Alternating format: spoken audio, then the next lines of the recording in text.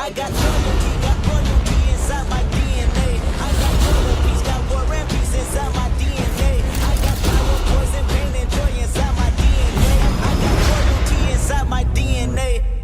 Yo, what up, guys? It's your boy SonTj. Sorry for the video didn't come out yesterday.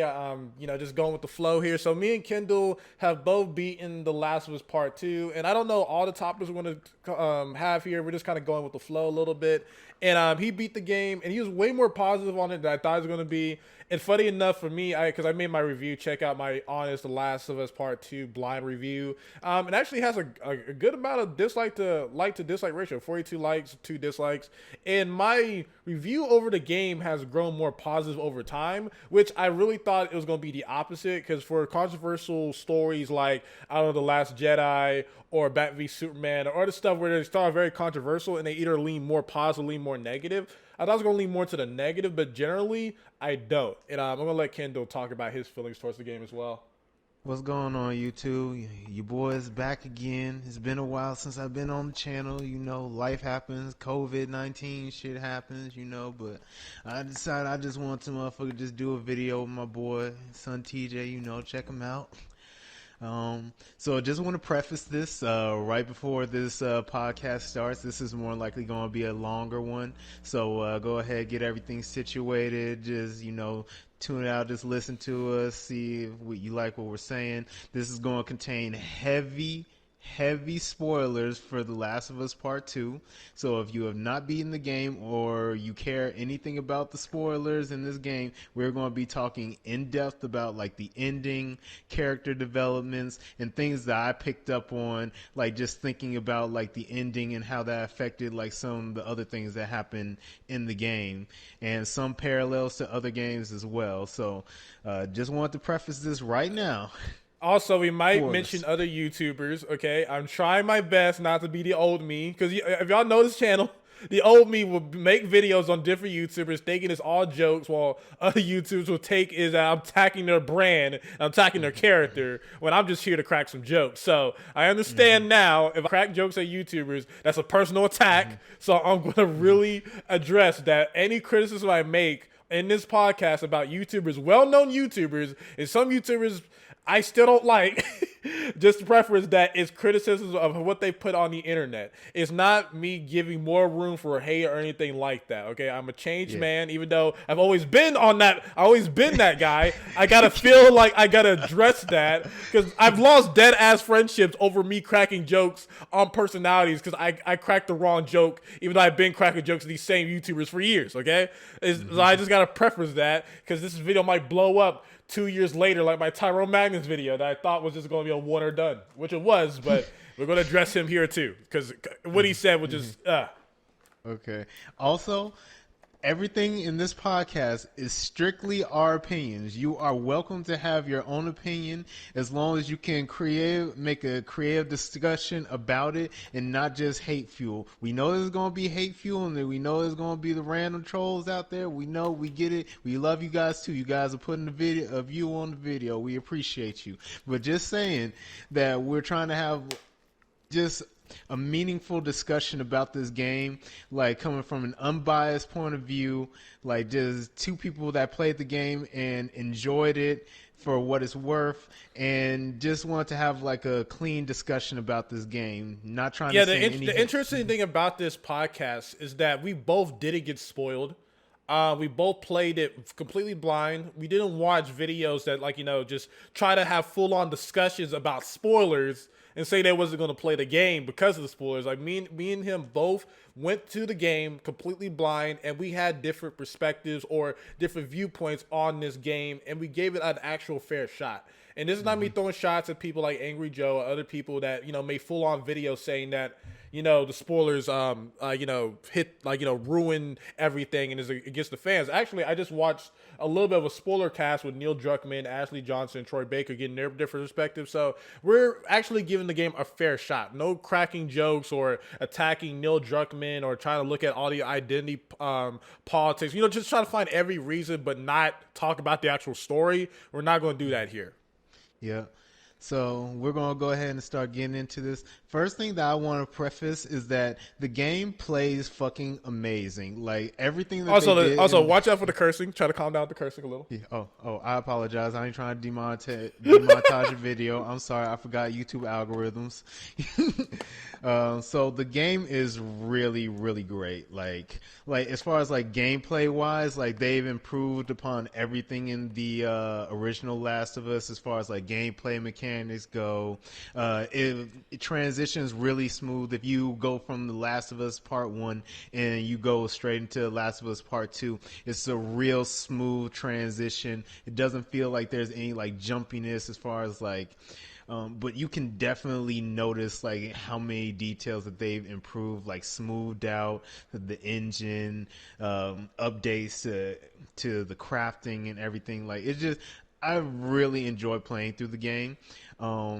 There were definitely a lot of situations. It does like still have that Last of Us feel to it, where you always have to, sneak around, where you got the runners and the clickers, and they got these new enemies that were such a pain in my side that every single time like I got into like a situation where we had to fight these things, I literally just said screw the stealth route and just blew everything up and just shot everything. And it was those freaking stalkers, man. I did not know how to deal with them stealth wise, because every single time I would think that I'm going to stab this clicker, and then I'm going to go over here to this next one. I'm going to sneak around this bloater or this scrafter or whatever this thing, and then this thing just runs out of nowhere just yelling and screaming. I'm just like, I didn't even know you was here. To piggyback off of that, to talk about a few things before he went to the zombies, I would say the biggest improvement they made was to the weapon system. Because I remember in Last of Us 1, all I cared about is like if this brother don't got a machete, I don't care, because the machete was a one shot.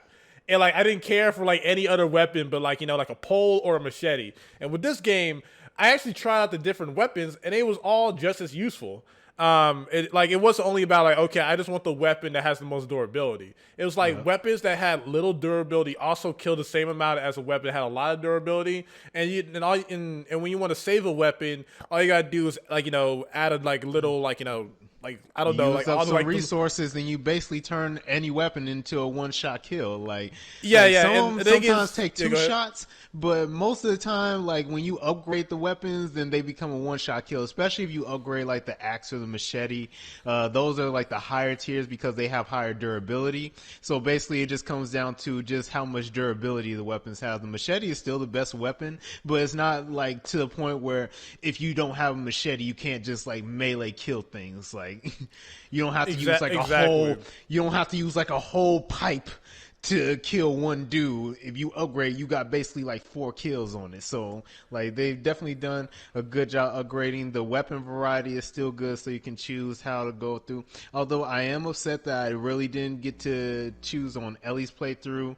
I didn't get to use the rifle as much as I wanted to, even though they kept trying to load me up with rifle ammo. I guess they thought I was just going to go like crazy and just like sniping people. So that's one of the biggest pros about this game, though, is that you can either be that person that you don't use any resources, then you're mad that you didn't use any resources, or you can use all the resources and be mad you don't have any resources. Like especially if you play this game at the hardest difficulty, like it makes sure that you use all of everything pretty much, and especially New Game Plus is available. So certain criticisms I have can be avoided through like picking a harder difficulty and playing New Game Plus where you have all those options. Yep. Also, to get back on the zombies, the biggest thing they did was make the zombies a lot harder, because the thing that you can say about Last of Us and Last of Us Part 2 is that the humans are the highest difficulty in this game. The zombies are like, they're kind of like the mascot of this game in terms of enemies, but they were the weakest. The stalkers are very powerful, especially the ones that are on the wall. As soon as you walk near, they jump.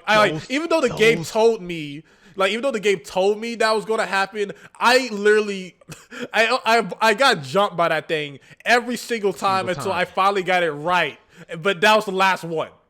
Bro, like every single time those things will come out on the wall, I used to get so mad because I'm looking like, dang, now I gotta use all my dang bullets because all these zombies about to start running after me. Like, those ones that jump out of the wall are some of the most pettiest jump scares because they don't scare you to the thing like they just look like, man, now you gotta make me use a shield, man. They're like instant resource killers. That's the thing that I don't like about, like, I mean, they're good. They're good for the game because they make it so that way you can't, just kill the walkers and sneak past the clickers because these guys are actually playing like smart zombies. Like they're like, and I think that that's good for the game. Uh, I'm glad they made the bloaters. Is the bloater the one that's like really big that almost tried to kill Ellie in that Joel flashback? Is that the one? Yeah, yeah. Yeah, So I'm glad they made they that give like that different one. names. Yeah, they give like different names to them. It's like bloater and like shrieker, I think, or I forgot what the other name for it was. It was another S name for it, but I just usually just called them bloaters because that's pretty much what they were. I think there's like two levels of bloater. There's like the common one that you normally see, and then there's like the bigger one. So like the one in the Joel and Ellie flashback, that one was a bloater, and I think the ones that you see like on like the regular basis, like in the gameplay, that's not like a boss or whatever. I think that's like the tier before it becomes like a full bloater. Well, are you talking about the one that shoots a lot of acid gas? 'Cause I think it's called a spewer or something like that. Yeah, that's what I'm saying. Look like it's something like that. But the thing I was going to say about the bloaters, that I'm glad they made that monster a more of a threat, because that was the strongest like zombie boss in Last of Us 1, and it was kind of all you got to do is just throw 2 Molotovs at it, and it was pretty much done. Like if you didn't know that, it was a harder boss. But with Last of Us Part 2, they made it more of like a tank. They made it actually more of like a real threat. You actually felt like, okay, like you don't feel doomed just because you didn't have 2 Molotovs. You just feel like, okay, I gotta run. And I really appreciate they made that iconic monster in Last of Us 1 a big deal. But I think we're talking about the gameplay pretty much a big deal. Like there's either going to be some people that's going to say like, because a lot of people don't like the style of like Naughty Dog games of recent. They don't like more of a cinematography type gameplay. They want more like a DMC such God of War. They feel like they're more in control. So they feel like either like some people are going to be a hit or miss. They're going to feel like the gameplay is either really boring or think it's going to really exit. So we think the gameplay is better because some people didn't even like the Last of Us 1. Like if you didn't like the Last of Us 1's gameplay, you're not gonna like this. You're not gonna like this one. If you like the Last of Us 1 gameplay, then you're gonna like the Last of Us 2's gameplay because. So let's talk about. Oh yeah, go. Not to interrupt you, but let's just talk about the story. Or do you want to talk about the story or the negative stuff about the story? Either one we can talk about first. All right. First thing I kind of want to preface, I do kind of want to talk a little bit about the negativity around it, and it kind of is going to like blend in with the story itself. I think that a lot of the negativity comes from. I don't want to say it because it feels like it's kind of like me disregarding other people's opinions, but a lot of the stuff that has to go with like a hate on this story comes from either a lot of character bias or a lot of bigotry. I'm just going to say it out loud. Like it may be controversial. I'm sorry. Or it's just fighting for it's just fighting for your like idealism or like politics more than actually being a critic. If that makes any sense. Like, I was watching some new YouTubers because I like to experience different people's opinions. Even some people I don't like, I want to see their new take on certain things, and maybe I'll see agreement. It doesn't mean I have to support them all the time. I just want to see their viewpoint.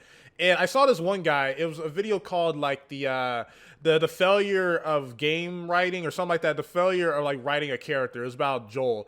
And every time I saw his video, he always prefaced this with saying like, "I wish we live in a world or in a different timeline where Ellie like learned to respect Joel and like they had a happier life." And just like I see where you're coming from, but like that's not really fair. Yeah. Like because every time he talked about it, because I even saw like I told you before, I saw the podcast of the voice actor for Ellie, Joel, and Neil Druckmann, and it was talking about what I stated was that Joel is 4 years later after being a survivor. He's been in a comfort zone. He's no longer just a murdering like psychopath like he was before he met Ellie. He's actually like a dad again. Crazy person who would travel cross country in a year with a girl by his side, taking on clickers, fireflies, other cannibals, other types of things, and destroying all of them on the way.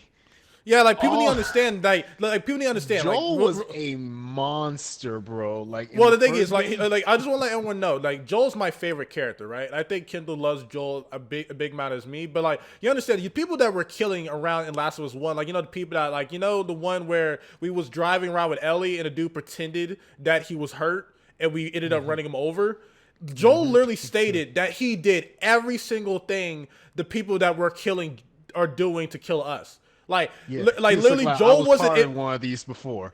Yeah, like Joel is the NPCs that we're killing in Last of Us 1. We just only respect Joel because he's kicking everyone's ass and he has someone to fight for, and we know his background. Now, here's the point I want to say before I switch over to Kendall, is that what Neil Druckmann was talking about, and again, I'm not one of those people that hates Neil Druckmann because of he fired someone that was a part of like it's this whole ordeal with that, right? I just want to talk about the actual game that we have and criticize that game, not criticize everything around it and making it seem like that's a point.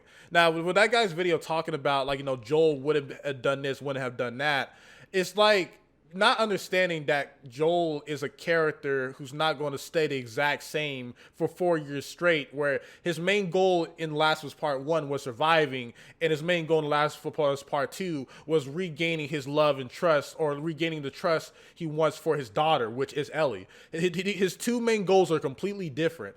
And when Neil Druckmann was talking about why he got caught up like that, in his mind, after saving Abby, it was that, okay, she's no longer a threat because she's the same age as Ellie, and he doesn't think that she's going to act in that type of way. And he was looking at everyone else like a threat.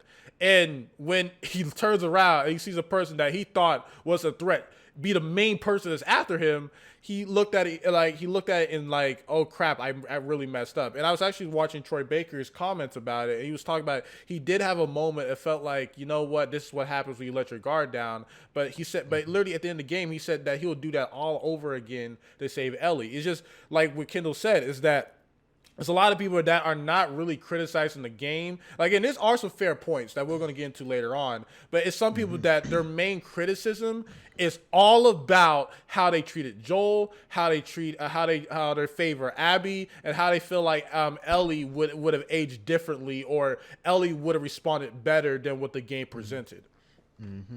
All right, so first thing I want to preface about the story, I wanted to take away one of the comments that a lot of people disregard this game because Joel died at the beginning.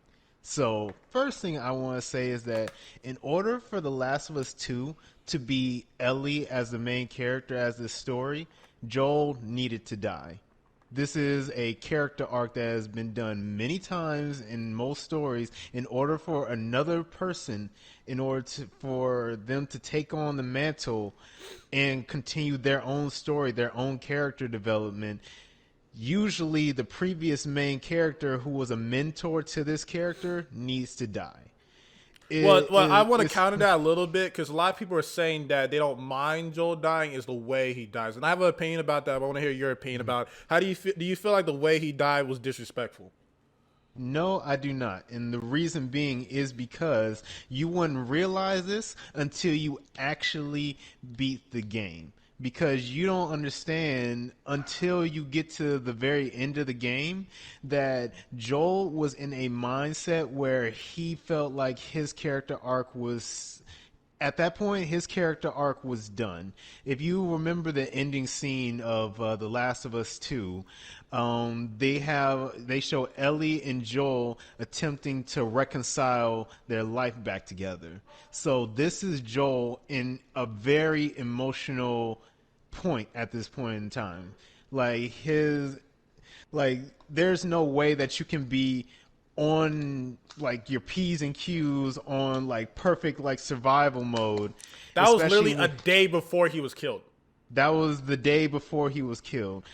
And when you look back at it, like some of like the throwaway lines that you would think that are throwaway in the beginning of the game actually have a lot more meaning. Like example, when Dana is talking with Ellie, and Ellie's like, "Oh, me and Joel are going to watch a movie tonight." It's one of our favorites. That was their first time in like 2 years attempting to reconcile their relationship because they weren't on good terms. So this was and the thing people need to understand is that you can't get that by just watching a full video, just watching cutscenes. Like there's certain like because people the biggest criticism about Last of Us 1 and 2 is that it feels like more of a movie than a game. But it's unfair to criticize only half of part of the game, which is the cutscenes and story, but not playing the actual gameplay, which is also part of it. Like I'm seeing people like for example a YouTuber Amazing Lucas or something. He saw the spoilers, said they didn't want to play the game, and then I watched him watch just like a video just seeing the cutscenes because he didn't want to care about gameplay. So when you miss out on the gameplay where they're giving you little peaks and little extras in the story, I feel like that's not fair to judge the game. Yeah. So, and back to your previous point, Joe, I think that was fun. I think that it was one of those things where in The Last of Us, in this realm, in like, or any survival zombie type thing, when you even think about like The Walking Dead or like the Telltale series Walking Dead or like Days Gone and like stuff like that, you don't die most of the time in like a like super epic way where you go down fighting. A lot of the time when you die in these survival games, you die because you let your guard down for a split second, and that's all it takes. I think the thing people need to understand is that like not everyone needs a hero's death. Some people die in the most disrespectful way. Like if you haven't experienced a lot of death in your life, you understand that some people that are the most best people on the planet die in like the worst ways. And Joel is one of those people that, bro, did you see? Like I said this in my review. Did you see how he took down those fireflies? Did you see how he took down pretty much everyone in Last of Us 1? Like I saw it like because I was watching the podcast, like I said before, and like like Joel was a stone cold killer. Like no matter how much we love Joel as a person, how much we seen him grow as a character, we got to remember this man did not ever say geez or oh crap when he killed someone. This man was silent as a church mouse. Only Ellie said, man, you had to go that far. He literally shot people in the nuts, like, and literally shot them 5 times, then waited for them to almost bleed out and shot him in the head. This man was disrespectful in every way. Like he wasn't like some samurai where he gave people an honorable death. This man took out people like that, and like Joel knew. Like that's why he said get it over with, because he knew that this day was going to come. He knew this day was going to come. Even Ellie, like playing through the game, was just like, there's so many people that Joel crossed. Like it was eventually going to catch up. Like it was obvious it was going to be the Fireflies, but at that point, the game's letting you know it could have been anybody. It could have been anybody Joel crossed, because you gotta remember, Joel was there from the jump. He was there day one outbreak and survived all the way through up until Last of Us 2. That's like a good 20 to 25 years of him just doing stuff. You gotta realize that if you survive for that long in this crazy world, you gotta do some stuff. Like you said, he's seen every trick in the book. He has gotten over like his whole thing. Shoot, in the beginning of The Last of Us, they show this man ain't about no nonsense. They look like this man torturing people, getting information, popping people. Look like you cross him, you getting popped, shot in the leg, tortured before you get shot. Like this man. This wasn't the person that you fuck with. I'm sorry, excuse me, sorry about my language, but this ain't. As the thing is, man, like it's just that this game is like a swan song for Joel and his repercussions of his actions and what his influence is as a character. Like even before we played this game, we knew Ellie wasn't Joel. Like but the thing is, when Joel died and she didn't get a moment to like actually like, because a lot of people have these criticisms for Ellie because they feel like they ruined Ellie's character, because they felt like Ellie would have understood more. Like Joel obviously wanted the best for her, but like someone you love, your new father, because she was born an orphan, and you know that your dog is like, I can pick up on all of it. Oh, I'm sorry. What I was gonna say? Oh yeah, but when your new father, or the only father you ever known, and you know that he's lying to you, you know for the past like 4 years that they're lying to you, and you finally, no, not 4 years, but I guess technically 2 years, and you catch them in a lie every single time, you're gonna be very upset, especially when you're like, I guess 16 at the time. Your hormones are crazy. You're not gonna be able to listen to reasons like that, and if you expecting he was gonna die, like, and you feel like your life is gonna mean something, and you didn't get a choice to like let something know at 16, that is everything to you. And when you turn 18 and you realize how important that person really is to you, and they die before you can fully get any type of conclusion, you're gonna feel like I owe everything to that person. But in reality, but in reality, but the only reason you're doing this is to live up to someone that you're not who you are. Like Ellie is trying to be a murderer, trying to be this stone cold killer as Joel. When you see later on, every death is hurting her. Like she's not like Joel killing people without saying. She's not like Joel who can just like shoot somebody in the nuts 5 times and then just walk out like he ain't did nothing. Like every time Ellie kills someone in this game, every single kill you see Ellie do, like as far as like the main ones, we're not going to talk about like the ones that you play through as the actual story and stuff, like the ones that you just shank because you upgrade her stealth skills all the way up and then she just like brutalizes somebody. We're not talking about those deaths. We talking about like the ones that are like story centric, where every single one, starting from Rosa, with the girl that she tortured in the basement in the WLF, starting from her when she tortured her for information while she was dying from the spores. From when she gets back, you can see on her face that she has a ton of regret for what she's done. She is having nightmares. Like she is like shaking and shivering when she gets back. At that point, she was just pretty much at a point where like everything justifies the means. But in reality, she had a false equivalent of what she was doing. Like everything was about like it's for Joel, but in reality, she was trying to make up for all the lost time that she had with Joel, and pretty much she lost all her criticism of Joel because he died. Like she probably still felt a type of way about what happened, like what Joel did. But when someone dies, if you especially experience that, you put that person on a pedestal, and for everything, it felt like no matter what, it had to be for Joel. But in reality, she was pushing everyone away. And also like here's the biggest criticism people had is that like, okay, well, vengeance is bad, but you're still doing the action. Like you gotta understand, it's still a video game at the end of the day, and like it's not like, and not every video game needs to be Metal Gear Solid.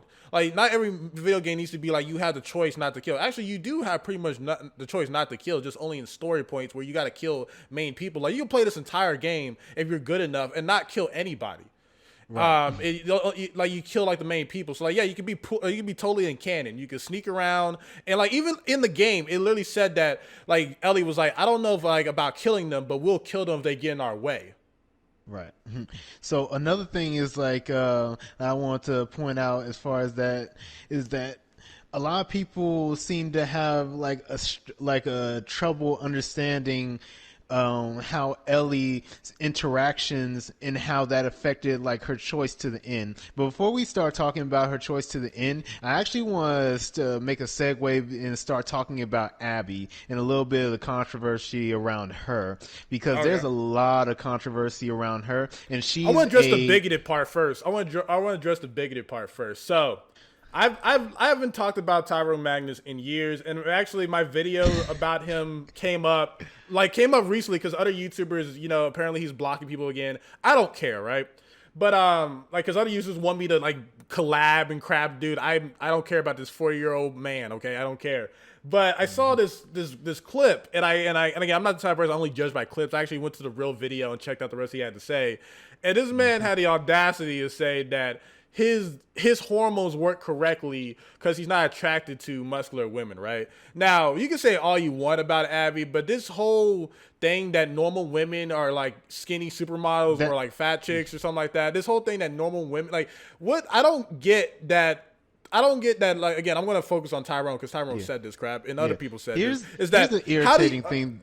Okay, here's the irritating thing about what Tyrone Magnus said. Like, he said, this is not what a normal woman looks like. That was the thing where I drew like the crazy, I look like that's going too far. What is your definition of what a normal woman is? Because women come in all shapes and sizes, and they're all beautiful. Every single one of them is a preference to somebody else. It may not be your preference, but there is somebody out there that loves women like that. And there are a lot of people out here that love muscular women.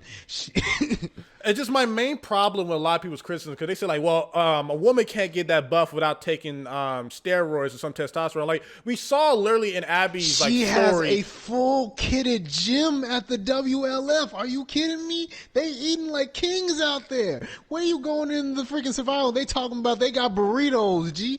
You see them slicing up cows. They got watermelons. They got chickens. They got nutrition. They got a fully stacked gym. They ain't lifting no trees. They have a full weight room with people up in there just hitting them big. Like it was one of the most frustrating things. It showed a lot of people's narrow viewpoint on life because again, I go to college, right? I go to a very diverse college. I'm a Division I track runner, right? I experience a lot of different women because track is like it has a lot of mixture. It's very diverse, pretty much.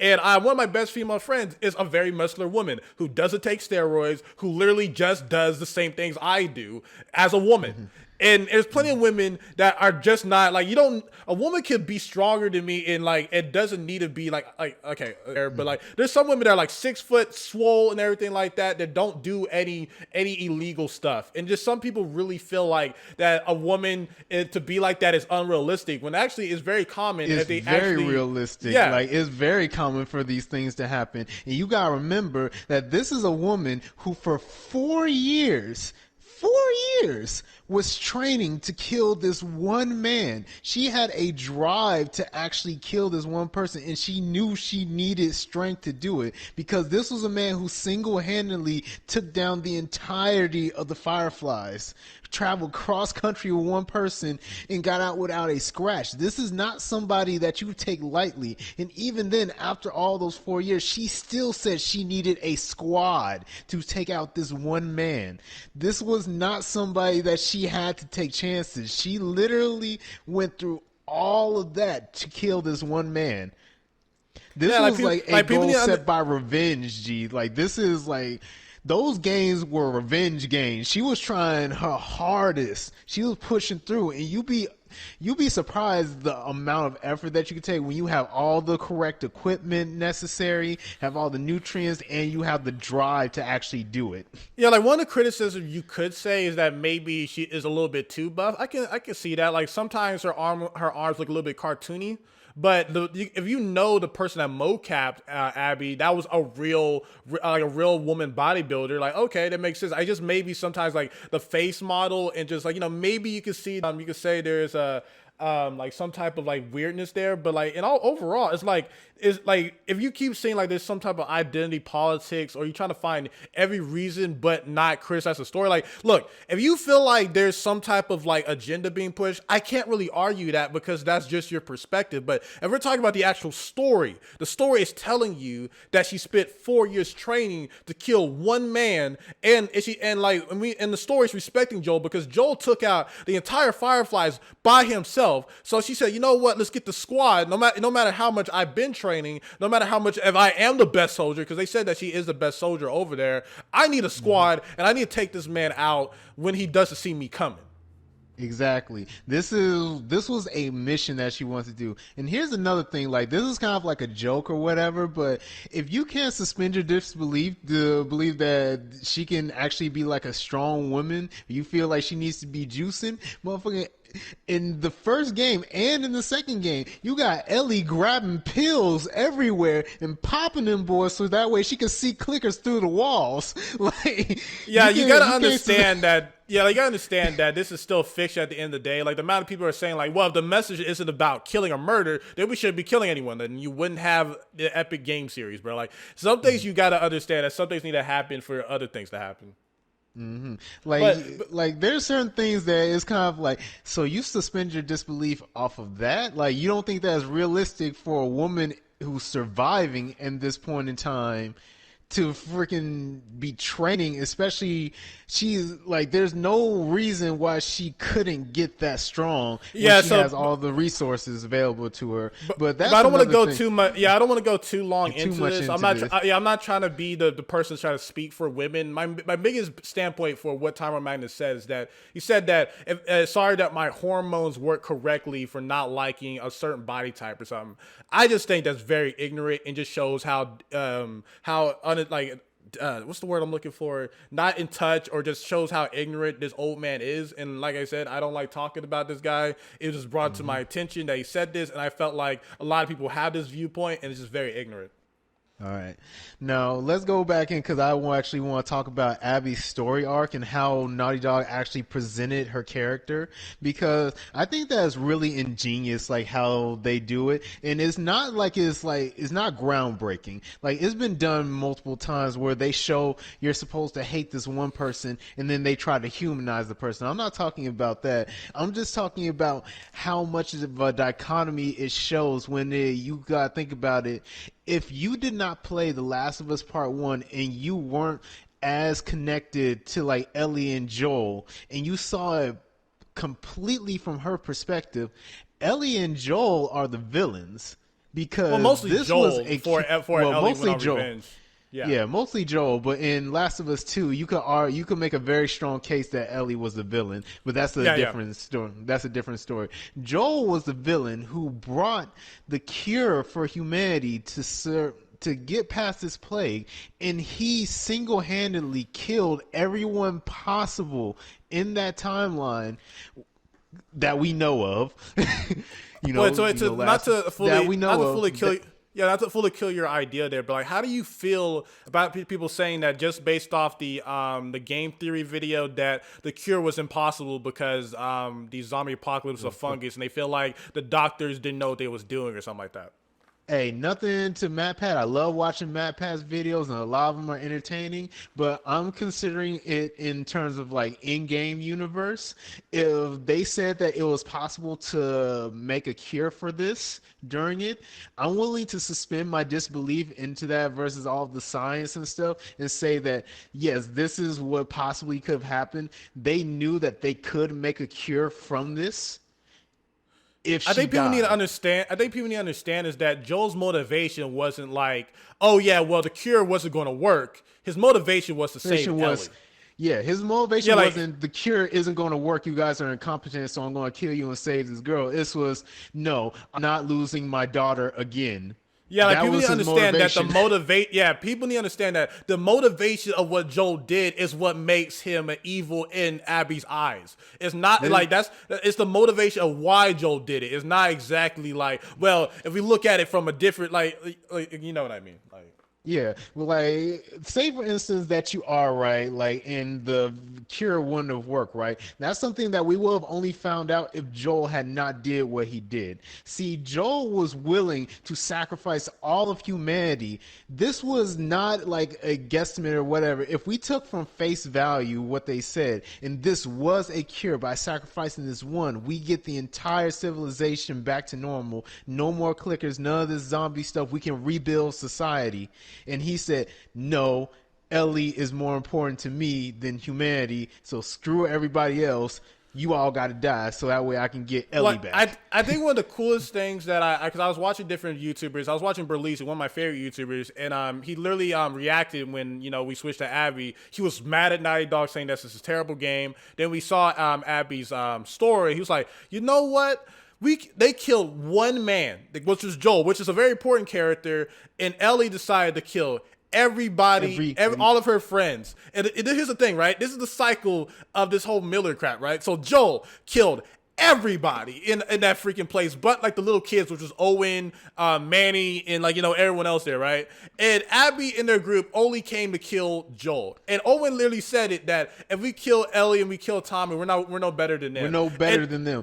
And then guess what? Right after that, Ellie kills every single one of Abby's friends, and also killed a pregnant. Yeah, and we even killed Abby's pregnant ex. You know what I mean? That whole situation. And Abby had a choice to kill Dina fresh after seeing Owen's dead body, and Lev told her not to. And that's the reason that whole situation where Ellie lets Abby go was so powerful, because literally Abby was stronger than Ellie. Repeat. And look, I love Ellie more than Abby. That's why I even quit the game after I saw that Abby was going to kill Ellie. It took me a while to come back to the game, right? But you gotta understand, she was going to kill. I thought that was that's how sensitive I was towards Ellie. So this is not me saying Abby's better than Ellie or something like that, right? But you gotta understand this: Abby has killed Joel One person, and the amount of people that Abby's lost was pretty much everyone in that Firefly base plus her dad, and then right after that lost everyone in her entire circle, and she still had the strength to save Dina. But yet, she Ellie's still had the strength to say this would have been a completely justified kill because Ellie had did so much to her. But she said, "I'm going to let you both go again." And the most frustrating part is didn't even kill Ellie, who freaking had murdered all of her friends that she loved, her friends, and she her spent family. so much time with. Like, here's the most frustrating part, right? And she let her go again. And here's the frustrating part. It's that a lot of people are missing this, right? Because all they care about is, like, listen, the whole goal of the game is to kill Abby. Like, there's no nuance with this, right? It's like, I want my God of War 3 ending, you kill Zeus, no matter, because Kratos was an idiot. Like, he kept on sacrificing the world because he just wanted to kill one man. And you want Ellie to be a better character than that, so she realizes, you know what? Like, this person still had the, like, because main people's argument is that Abby didn't feel bad for killing Joel. Like, why she gotta feel bad for killing Joel for her to be saved? She literally saved that Joel Dina. Is the person that killed her father. Yeah, like people's main argument. We're just gonna gloss over that fact. Also killed the last hope for humanity. Like, I just say people's main argument is that Abby didn't deserve to live until she repent for killing Joel. Like, it all stems for the glorification of Joel. And here's the thing that I love about this game is that, because I love Joel, right? When we're on Ellie's perspective, it humanizes and makes Joel look such like a great guy. But we look at Abby's perspective, even though they hate Joel, they still criticize the fact of how they killed Joel. Like, when Abby was talking to Mel, which is the pregnant chick, they was talking about, like, yeah, it's just, I wish he got more, but it's just like, the way y'all did it really bothered me. Like, the game criticizes how they did it, because even though they feel like they're the heroes, they feel like, man, that was very gruesome how we did it. Yeah. It was like he deserved more, but I wish we weren't the ones that had to do it, or I wish I wasn't the one that had to be there to see it. Yeah. It was one of those things where you got to remember that Abby as a character, in her own right mind, these are all survivors. Like, in this game, like, in this world, there really isn't, like, a right or wrong in this. This is like a survival of the fittest type thing, and everyone goes about how they survive differently. I think that people's main argument, though, is that, like, we get all that, because some people, like, you know, they understand nuance, but, like, we just don't like the characters. And how do you feel about that? I think that that's perfectly valid. Like, you have a right to say you don't like the character, but at the same time, that shouldn't detract away from, like, what the actual story is actually trying to tell you. Yeah, like, I think this is... Oh, go ahead. Okay, because, again, I'm having a problem. I'm interrupting, so go ahead. Yeah. So the main message that the game is actually trying to get across is that you need to be able to let go of that anger and that hatred, because that angry hatred cycle will always follow you. Like, it's always going to, and it's going to end up making you sacrifice a lot of the things that you really should hold dear in order to get this revenge that you're seeking. Like, you got to think about it like, every single one thing, you could say that everything that both of these characters were quote unquote justified. They felt like somebody had wronged them, so they felt the need to right that wrong by killing the person that wronged them. Like, you can argue that for both sides of both stories. Ellie felt like Abby had wronged her by killing Joel. Abby felt like Joel had wronged her by killing her family. Like, they're both... like, these, like, you can't argue these 2 points. These are both flawed characters, and they both feel as though that they're justified in doing what they do. Fine, I get that, but you have to remember that only one of these 2 people had the actual thing. Like, Ellie was going through this entire thing and was sacrificing so much, and you can see that along the way every single time. And she had multiple, and I mean multiple, opportunities to walk away and try to live her life better. One of the best things about this story, I gotta say, is that if Tommy didn't come by, because a lot of people thought Tommy died, if Tommy didn't come by and told Ellie where Abby was, Abby would have died. And like that whole revenge thing would have got done without her hands being in there. But the fact that she couldn't do it, and the thing is, even if Abby died without Ellie coming over there, because she would have, is that she wouldn't have been satisfied because if you read her diaries, which is really great in this game, really really big part of the story, that you can tell that she wanted that killing of her own hands. It's that when she finally got that full character, because and again, this is not me throwing shots at another YouTuber. This is a YouTuber I really respect, Angry Joe. I've been watching this guy for years. Even though I've been disagreeing with him more and more throughout the years, because again, I've been getting older. I understand my own perspective. I'm not watching him at like freaking 15 or 13 when I first started watching the dude. Is that I was watching his playthroughs on Twitch, because I already kind of tell he's not going to like the game, because you know because he's a type of YouTuber where he's a great critic, but the first impression really dictates the rest of the review. Like he did that with Batman Arkham Knight, because when he first played Batman Arkham Knight, it was the PC version, and when he played the game and even his live stream, it was really hard for him to get rid of that personal bias. And when he was playing Last of Us Part 2, you could tell that personal bias of like how the leaks came out, and actually the leaks were wrong in some aspects. The leaks said that Abby kills Ellie. So when you have all that type of pent up energy, and then when you go into a game and like just a lot of things are not going the way you expect it, you start thinking the story's just trash, and there's a lot of politics in there, right? And my main point with bringing up him is that he had this whole ordeal with just everything that was going on, and it wasn't because the whole point of Abby is that it's not trying to make you like Abby, it's trying to make you understand Abby. And a lot of people's criticism comes from the fact that, well, I don't like playing with her, which is a fair. Well, it's not even really. It's fair, but the thing is that when you say the story's dumb and it's told awfully, the whole point of Abby's part is to get you to understand that someone who suffered more than your favorite characters has just a valid story as your favorite characters. And what I've seen through him, again, I respect the guy so much because I followed him for so many years, is that I got tired of hearing him because it wasn't criticism after a point. It was just saying everything but the story. It was talking about how the Abby and Ellie was protected because there was women and everyone's dying, but then when Tommy turned out to be alive, he had nothing to say. And then when the story actually is telling very important plot points and talking about certain things, he disregarded them because he felt like, well, I just don't like these characters. And that wasn't fair, because the whole point of it is not for you to like the characters, it's for you to understand what they're doing and their motivations. If we based off our criticisms all about how much we like the characters, then this would be a completely different review. But that's my main thing here, is that it feels like Abby's character is supposed to show the viewers that you don't need to like her. It's just to talk about that Abby has suffered 10 times worse than Ellie, and somehow, some way, she still finds the strength to let Ellie go. But when you see Abby at her weakest standpoint and everything, Ellie's main goal there is because one person died. While Abby, even after like 20 people or no, how many people died in her life, she still is like, I'm not doing this. I need to move on. She doesn't need to feel guilt for killing the man that killed everyone that she's ever loved other than Ellie. She doesn't need to feel bad for that, and she's let things go. Like, she doesn't need to feel repent for killing the man that killed her dad. Why? She doesn't owe Ellie that.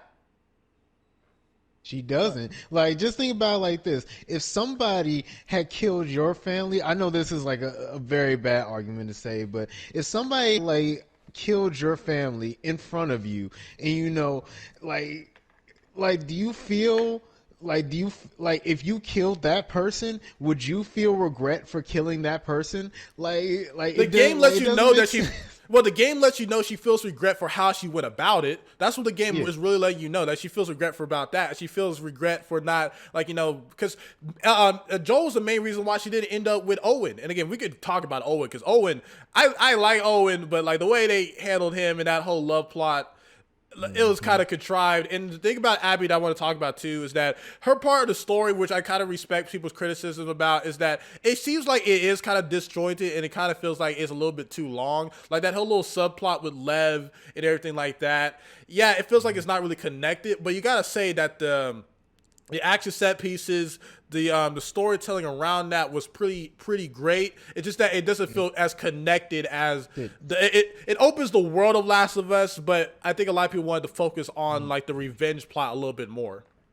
Yeah, I don't personally have a problem with it. I do feel like her story ran just a smidge long, just a smidge. Like I don't feel like it was like too long, but I do feel like it was a little long. But I didn't have a problem with it because I was very interested to see a different perspective from these characters because I definitely want to see what was actually going on during this point where Ellie is just like on her like murderous tirade and stuff like that on her revenge team. It was actually interesting because I actually enjoy playing through. Like I didn't think that I would. Like going into like the second half of the game, I didn't think that I would enjoy playing as Abby as much as I did. Just because I didn't think that I would be able to relate with this character. But after putting my personal bias for Ellie aside, and I was like, all right, I'm going to give Naughty Dog a chance to like take me through this ride and see what they're trying to get me to expose. And I think that's a lot of things that a lot of people have trouble doing is being able to put away their personal bias in favor of like trying to. I think this game's bad reception with a lot of people. It kind of shows the climate we're in. Is that once we have an idea of something, we don't want to listen to anything else that argues with our idea. Like that idea that we was gonna play a game where it was gonna be Elle and Joel, like it was gonna be Last of Us 1.5, where you're gonna just do the same thing, but now Ellie and Joel are older. And when that gets thrown out the window, and you start seeing a lot of things that you can't control happen, that's life. But when you're playing a video game and you feel like you're in control and you feel like you should be able to make things happier, a lot of people can't handle that. Mm-hmm. Yeah, this is one of those games where like it's one of those things where I don't feel as though the story in itself is bad. Do I think that it is on par with Last of Us 1? I don't think so, but that may be nostalgia I'm talking, but the game was pretty good as we've seen. I think my biggest thing about this game that I really respect is that if they would have went the safer route, where it was about, because I saw Jeremy John's video. He was talking about like let this game just be about building Abby's character, then ending it with like I found Joel and everything like that. If it would have been like a safer route where you kind of do the same formula, then you make a part 3 where Joel dies, like Jeremy John said, I felt like this game would have been criticized for just being just like the same game pretty much. Where you gotta think that this game is trying to follow up what it was by not trying to imitate it to the point where the previous one is like you have one mission, you're going across to do this one thing, and this is how the game like subverts that. You think that you're on this one mission to kill this one person, and then it subverts that halfway through, and then you're actually able to see the other perspective of it. So now you have both sides of the perspective to actually see. In the first Last of Us, you only have the perspective of Ellie and Joel. You don't have the perspective of the Fireflies who are like tirelessly trying to find a cure, who are losing people while fighting the government. Like, 'cause it was fighting the government, and the government ended up winning. Then the wolves took over the government. Yeah, so it's like you gotta think about it, like you don't get to see that perspective. You don't get to see like the Fireflies fighting the government, trying to capture clickers and infected people, trying to see if they can make a cure, losing people, losing doctors, losing family and stuff. And when they finally have like the hope that that all this stuff, all this fighting, all the lives lost won't go to waste, and they can actually find a cure and reset everything back to zero. No JoJo's. I would say the worst thing you could say about the Fireflies in that moment, because I'm not trying to make Joel look like a villain, because I love Joel, is that they didn't give Joel a chance to say no. Like, they didn't give Ellie or Joel a chance to say no. They just tried to go to the operation. Even the doctor didn't want to tell Joel. Like, you can say the Fireflies were scummy in that aspect, but like again, like this is a zombie apocalypse, and this random dude that's not even her real dad is trying to tell y'all what to do. Like, you know what I mean? Like, Marlene was more of a mother to Ellie at that point than Joel was, and like if Marlene gives the you know what the funny thing is? The funny thing about like that situation, if they would have talked to Ellie about it, she would have agreed to it. Yeah, like the thing is, people need to understand that Marlene at the end, when she got killed, was in the right. Like, Marlene knew Ellie way more than Joel did. That's the messed up part is that Marlene was in the total right, and Joe killed her in the most sneakiest way possible. And she said like just let her go, and he said no, you'll come after us. Like again, I understand Joe's whole mindset here, but Marlene was in the right. She knew Ellie would have wanted that. Like Marlene was in the total right in that entire situation, and she was more of a parent towards Ellie than Joe was at that time. Like Joe became more of a father than her after like two extra years of raising her, but you know what I mean. Mm-hmm. It was one of those things that, and then going back to what all this point is like trying to go across is that by being able to see these two perspectives in The Last of Us 2, you actually grow in empathy for Abby. And then by doing so, you're able, those last couple scenes actually hit harder when you think about it. Now, if we go back to like the climactic scene at the very end of the game, whereas Ellie versus Abby again, and Ellie has Abby at death and she can't do it. This is where a lot of the controversy happens, with the game, where a lot of people are like, they didn't get the satisfaction of actually killing Abby. And personally, for Ellie, at the end of the day, it was never about killing Abby. As we saw from the final scene, it was because she never got the closure with Joel that she wanted. Yeah, like, the game story really reveals Ellie's motivations for this whole thing was a lie. Like it wasn't about like, you know, trying to revenge Joel. It was trying to make up for all the lost time for Joel. Yeah, it was because she spent 2 years like actively hating this person who literally loved her so much to the point where he was willing to sacrifice the world so that way she could still live. Like that was one of like the one things that it took her till she was older and saw like Joel like actively trying to like still defend her, even though she was trying to be so estranged from this person because of what she found out that she did. One thing I want to say why I have it on my head is that some people's argument is that she should have realized this message when she had JJ, which I don't think that's really fair because you can't control you having PTSD while you're also trying to raise a kid. And like, just because you have a new kid doesn't mean you're going to understand what Joel's perspective was. Like, just because she has a new kid, that's not really hers. Like, it is hers, you know, because, you know, Jesse died. Yeah. But again, like that whole thing right there, you feel like it's really Jesse's kid, but you're raising the kid anyway. You know what I mean? Like, that's not going to tell you how Joel feels.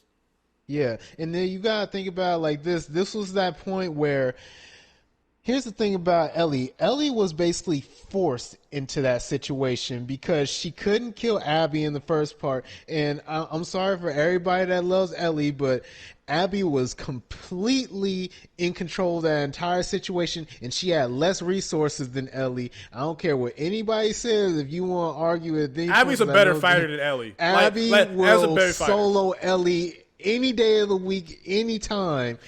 And Ellie was forced to live with that she was unable to get that closure that she thought that she would get by killing Abby, and then having the PTSD of watching Abby die. And here's the thing, she never knew where she was, so she had an excuse never to like go after her again, because after that she had no lead, she had no she actually had freedom of not knowing where Abby was. So that's why her life became so great. If Ellie knew where Abby was always, Abby would have killed Ellie because Abby would have been at full strength. And like, because the thing people always argue, like, well, she killed everyone but Abby. Yeah, because Abby was better than her.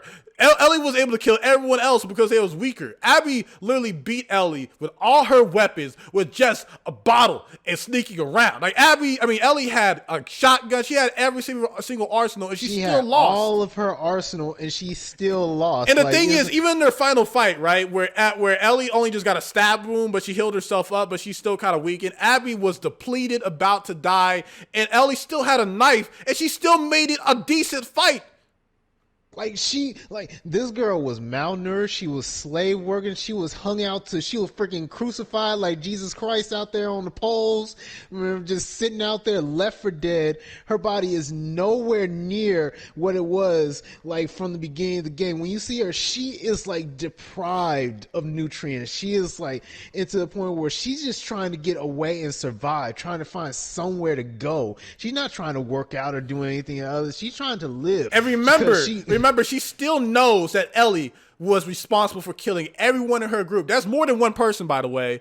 And Ellie is only there because one person died like a year ago. And she was like, I'm not fighting you. I do not want and to fight you. Abby still let her go. Like, that's my main thing. People like, look, I need people to understand this. Just because you don't like a character doesn't mean that they're poorly written.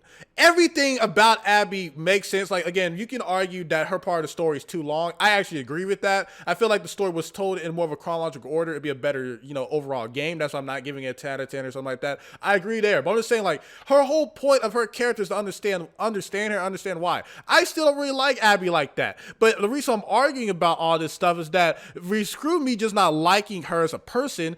Everything about her makes sense. And she, like, everything she's done, it makes her more of a stronger character, more of an understanding character, because Ellie doesn't have that mindset where, like, oh yeah, my actions deserve all this. She doesn't have that. Yeah, and here's the thing, like, when you gotta think about, like, Ellie's ending too, and yeah, it's bittersweet, but at the end of the day, this is the ending that she chose. She has so many opportunities to walk away from this, to give up on revenge, and she said she was willing to sacrifice everything to see all this through. She sacrificed her 2 fingers so she can no longer play the guitar, the last thing that Joel taught her.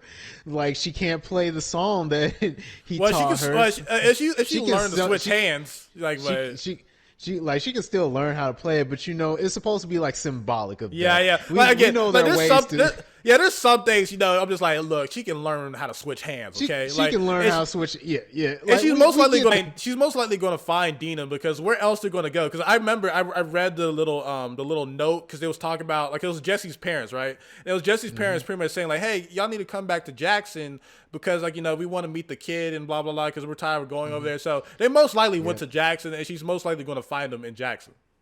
I mean, that's fair. I mean, you can make that argument, but like the whole idea behind this ending is that Ellie chose to go on this path versus all the opportunities. Like, even from like the jump, like from the very start of Ellie's story, there are so many warning signs that Ellie has been given to just turn back. Tommy was the biggest one of, like, literally Tommy at the beginning of the game was trying to listen to his wife, which he was estranged from because of Ellie, because Ellie kept on guilting him for it. Is that Tommy was saying, like, listen, like, we don't have enough men to make this work the way you think it's going to work. And at the end of the day, Ellie guilted him to the point where he's like, you know what, I'm going to go handle this myself. It is my brother. But then when he realized that he couldn't find Abby and he almost died, like, midway trying to kill Abby, he's like, you know what, let's let him go. We took it out pretty much everyone in there, and he talked to Ellie saying, like, it's gonna have to be the way it is, like, because we have a pregnant woman. That's just how things gonna have to be. The only reason why he wanted to kill Abby again, it wasn't about Joel at that point. She took his eye. She made him she made him have a limp. That's why he wanted to take out Abby at the end of the game. It was no longer about Joel. It was about like literally she took away my eye. It was about him. Like, literally, like, his things like, you promised me. You didn't. It wasn't a promise you made to Joel. You promised me that you would kill this person. Like, it wasn't even about Joel at that point. People need, like, I think the biggest thing the story is trying to say is that at one point it was about Joel, but the more and more you play, the more you realize it's no longer about Joel. It's about things. Yeah, it was about things that they wish they could have done or wish that things were different. Like with Tommy, his motivation was like, I need to revenge my brother. But then we realized that he's going to get himself killed if he keeps going. And then literally when he survived being killed, it's like, okay, I need to revenge because I lost my eye and everything like that. Like, it went from that. It went from about Joel to went for about himself. With Ellie, it went from revenging her father being killed to being like, I just need to make up for how bad I treated him. Yeah.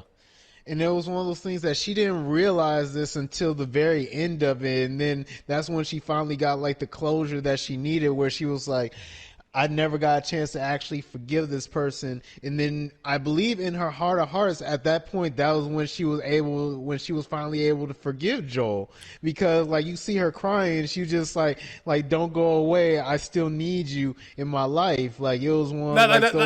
Because the thing is, like I said before earlier, is that when someone dies, they become a hero in your eyes. You forget every single problem you have with that person. That's a reason why she went from like, I'm trying to forgive Joel to like, Joel is the best ever. Is because literally when someone dies, all you can think about is the good. And that moment, she was starting to fully realize that she still had eternal problems with Joel that she just forgiven just because he died. But I want to think about everything we covered here.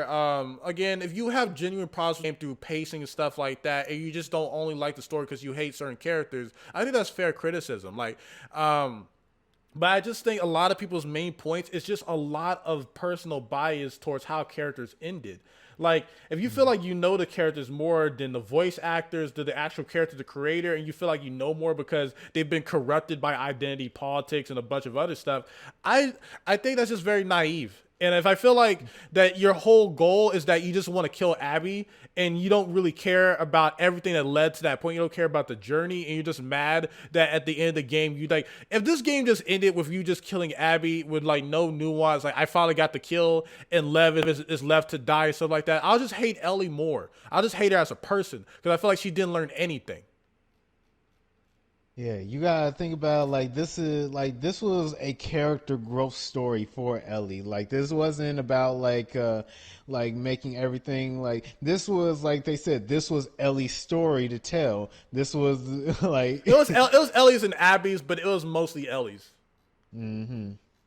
But yeah, I think people just need to understand that if your criticism is solely based on like I would have wrote it differently or these characters should have behaved differently, I feel like that's not fair criticism because people change all the time. Like the things I've said like over 4 years ago, I would never say today. Like I used to curse like a sailor because I felt like there was no rules. Then when I realized that YouTube was actually putting some stuff down and I had to realize I had to change some things, I've changed as a person. Like I people need to understand that people change all the time. Joel's not going to act the same way he did 4 years ago because all he thinks about was how he's going to get Ellie back. And Ellie is going through a whole maturing thing. Like she went from like a 14-year-old in Last of Us 1 to an 18-year-old in Last of Us 2, and she's trying to make up for things that she can't control. Like there's so much nuance and understanding in this game. Yes, you can make some criticism about the sex scenes or you can make some criticism about the pacing issues. But if your whole goal in your criticism is that you felt like that you would have wrote the story better if you and would have handled these characters better,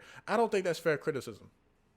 Like, here's the thing. Like, I do agree with what you're saying. Everyone's entitled to their own opinion. But there's a difference between having an opinion and stating an untrue fact. Like there's a difference between saying I don't like the game because of such and such and versus saying this game is trash because of such and such. It's like you can't make that argument by saying something is bad versus saying like I don't like something because of such and such. That doesn't make it bad. Like, for example, I may not like country music because of such and such reason, but that doesn't mean that country music is bad. Like, and other people may say I don't like rap music because of such and such and such and such, but that's no reason to say rap music is trash. Like it's a different genre of type thing. Not everybody is going to like everything. It is impossible to please everyone. The first Last of Us didn't please everyone. Well, because people like the thing is they was introducing these characters and we didn't know anything about them, so it was a clean slate. But when you start thinking you know how these characters are going to act all the time, like here's the thing, right? Like we can compare Dragon Ball because this is a Dragon Ball channel at the end of the day. People's problems with modern Dragon Ball because they feel like they contradict how characters act in Dragon Ball Z, which is a fair criticism because it's like they've been consistent throughout. With Last of Us 2, there's a 4-year gap where we don't know a lot of these characters' growth and these characters have shown actual reasonable reasons why they're acting the way they are now. Like, there's a reason why Joel let his guard down. There's an actual reason. There's no like, oh, we just need Joel to die here. You can make that argument, but the story is telling you that Joel's getting older. This man is in his 50s at this point. This man is looking to relax. He's looking to retire. He's looking to just continue to raise his daughter. He's not the same man he was in his early 40s in Last of Us 1, where he just is looking to survive. Like, he's found a reason to live again. And not just for himself, but for for that town and everything. He's not looking to be that same person. If the story is telling you this man is different, it has solved the reason why he's acting different. Mm-hmm. Yeah, so you gotta think about it from a perspective like you don't know what type of character development. The only thing that you can actually see hints of what this character development is by playing through the story and seeing through like the cutscenes and seeing how all this stuff actually happens. Because unless you play through the game, you have no idea of knowing that Ellie knew about what Joel did. Like that's one of the things that I like about it, because you don't get to see, you don't understand like the significance of a lot of cutscenes, because you're making a lot of assumptions what you think that you know, and you gotta realize that the reason why Ellie is screaming so much when Joel is being killed is because she knows what is happening, and she knows that she was just about to try to forgive this person, and now she's no longer going to get the chance to. And that's something that you wouldn't think. You would think that, oh, their relationship is perfect because of what happened at the end of The Last of Us. They're still cool. The people should like here's the one thing I want to say that's probably going to give me some hate here. People should have known damn well the relationship was not going to go smoothly after this game. Like, you could tell Ellie knew.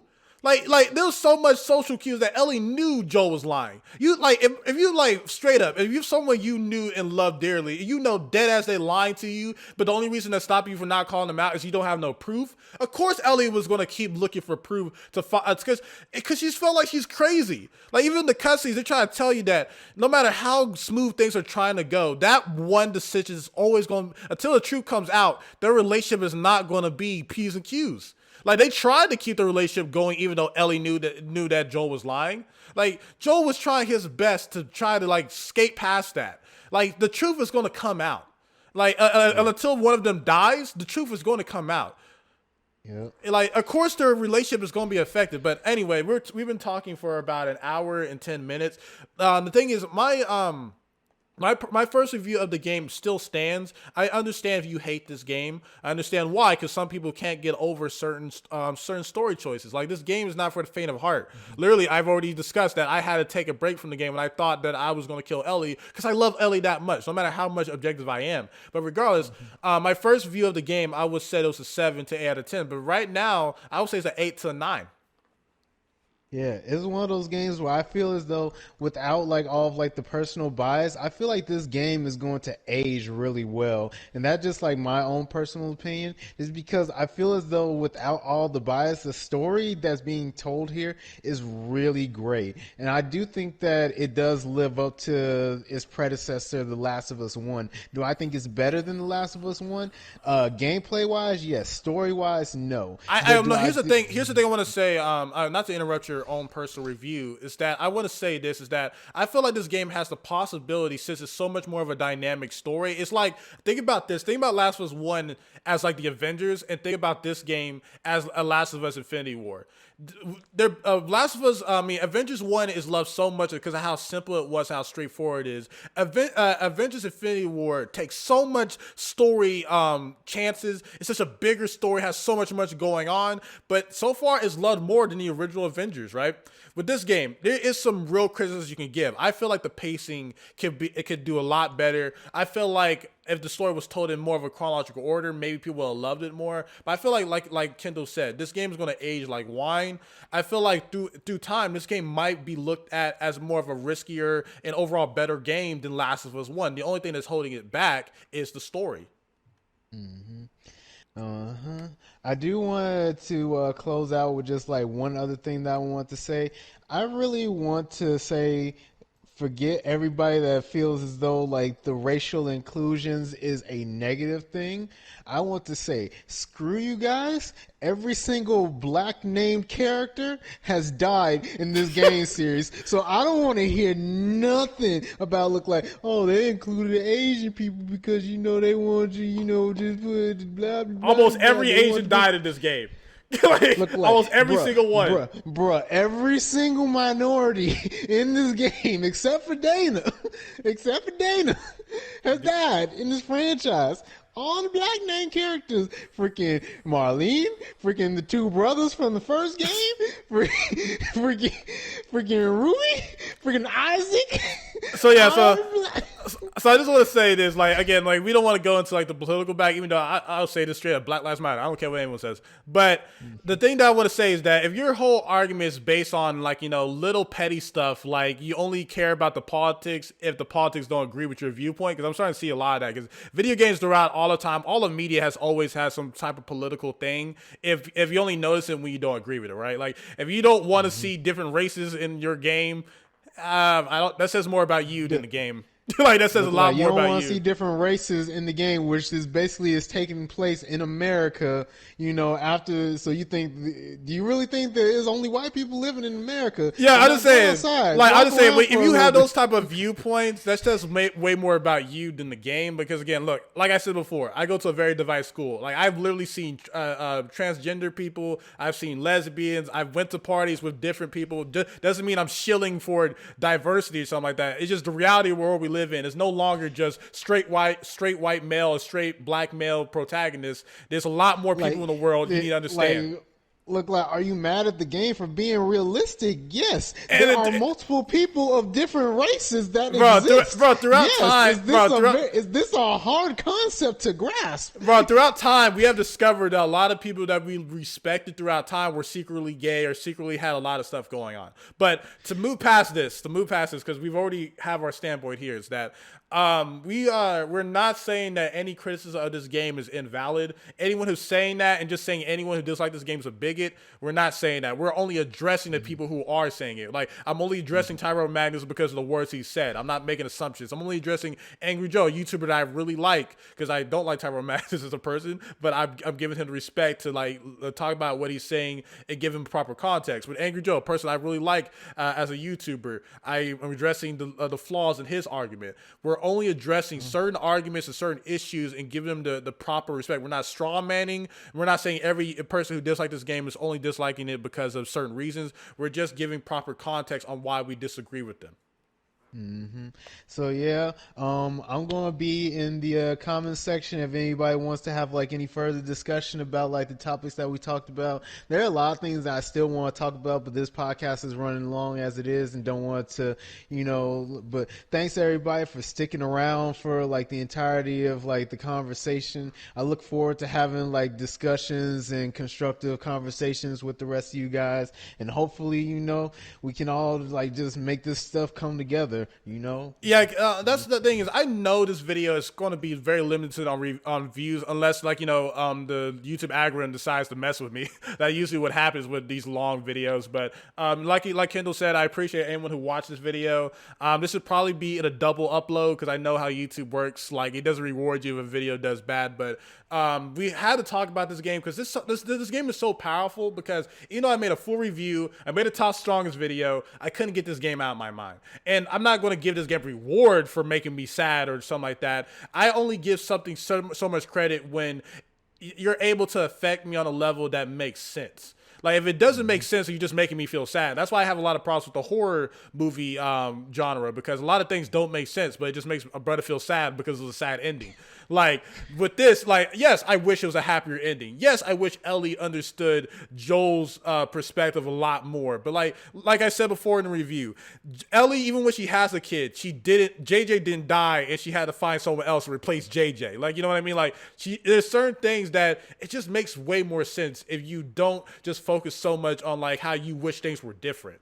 Like that's life. Like if you start understanding life more and just don't keep wishing life was like better, if you start like, you know what I mean? Like there's certain aspects that this game challenges you that real life challenges you. But I think we said all we need to say here. I could tell this video is going to have way more controversy than my review, because my review has way more understanding. I saw the other side a little bit more, but since my opinion has changed a bit, we're going to see how this goes, man. So yeah, Kendall, any last words? Yep, I just want to say at the beginning, we prefaced this and said that these things were going to be controversial. And if you didn't want to hear controversial opinions or opinions that weren't agreed with your own, hey, I don't know what you're doing on the internet, bro. All right, guys, take it easy. Like again, if you've been a fan of this channel, I've probably said some things that you really love, and I probably said some things that really piss you off. Okay, I'm just not a person that just backs down just because it is a popular opinion. I'm a slept on YouTuber, but goddamn it, I'm going to speak how I feel. So yeah, SonTj, peace. Wait, go Oh ahead. yeah, in the comment section, please tell TJ to stop interrupting me while I'm talking. Bro, you be talking for like a whole 5 minutes, and I be having a thought that I know I'm gonna lose. Like, you really be acting like this is your channel, nigga. I'm the star.